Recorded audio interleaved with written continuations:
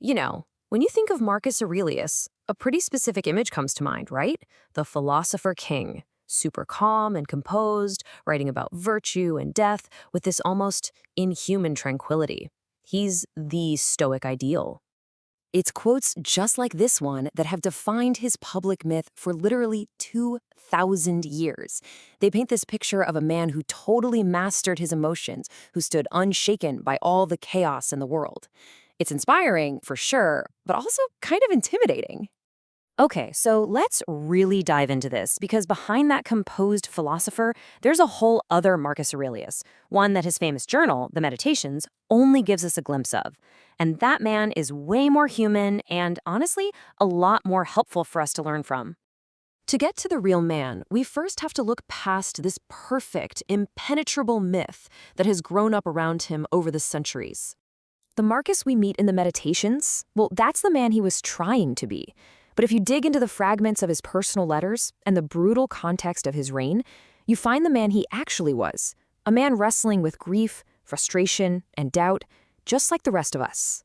So, let's start by peeling back that Stoic mask and revealing something the myth often just forgets. Marcus Aurelius had this profound capacity for love, for connection, and for attachment. You know the popular image of a Stoic, right? It's someone who has learned not to need anything or anyone. But Marcus, he wasn't like that.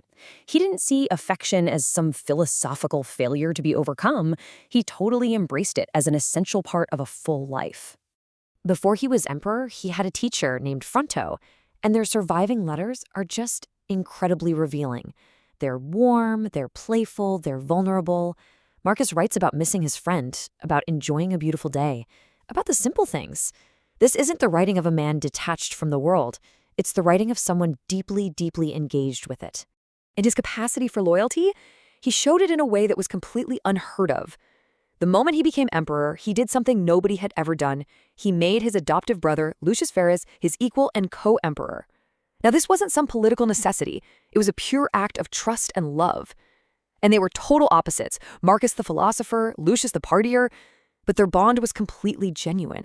And get this, Marcus was right there with Lucius when he died, suddenly on campaign. And while you won't find Lucius mentioned by name in the Meditations, the grief is absolutely there. It's just compressed into philosophical reflection. The philosophy wasn't a tool to avoid pain, it was his framework to process a devastating and very real loss. This emotional resilience was tested constantly because his personal life wasn't the only source of pressure. His entire reign was defined by a brutal, relentless external reality that he never, ever asked for. He spent over a decade on the front lines fighting Germanic tribes. Just look at this timeline. This wasn't some short conflict. It was the consuming reality of his rule, forcing him away from Rome and the life of philosophy that he had trained for. And the war wasn't even his only crisis. At the exact same time, a plague was ravaging the empire. He himself was battling a chronic, painful stomach ailment, and he was doing it all from the lonely frontier, without any prior military training, knowing the entire fate of Rome rested on his decisions.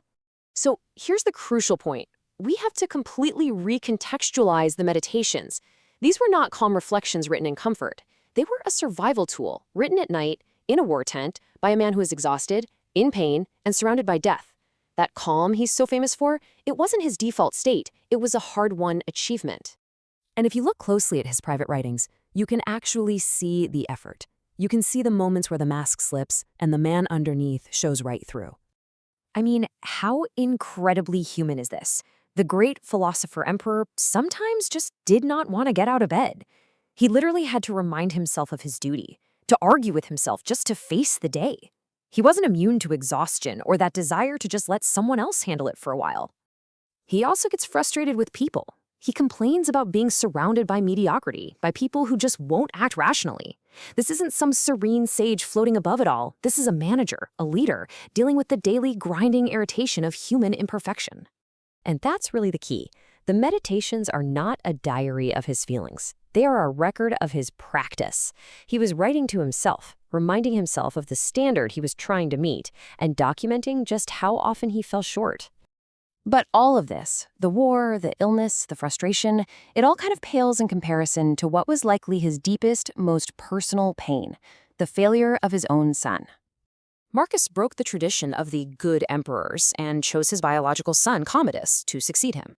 And sources suggest he knew Commodus wasn't right for the job, but he felt he had no choice, that the alternative was a bloody civil war. He made the choice anyway, a terrible compromise between duty, love, and political reality that would ultimately hand his entire life's work over to someone who would just undo it. So where does that leave us?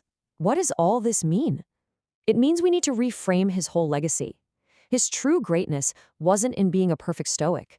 It was in his relentless, daily effort to just be a good one. His life shows us what the practice really looks like. It's not about eliminating emotion or hardship. It's about acknowledging the chaos and feeling the strain, and then deliberately using your principles to guide you back to center. And then you do it all over again the next day. That's the real lesson of the private Marcus Aurelius. His virtue wasn't some innate quality he was born with. It was forged every morning in that cold tent, every time he dealt with an incompetent subordinate, every time he felt grief and still chose to carry on with his duty. It was in that daily, unglamorous, unwitnessed return. He never achieved his own standard. And let's be honest, neither will we. But that's not the point.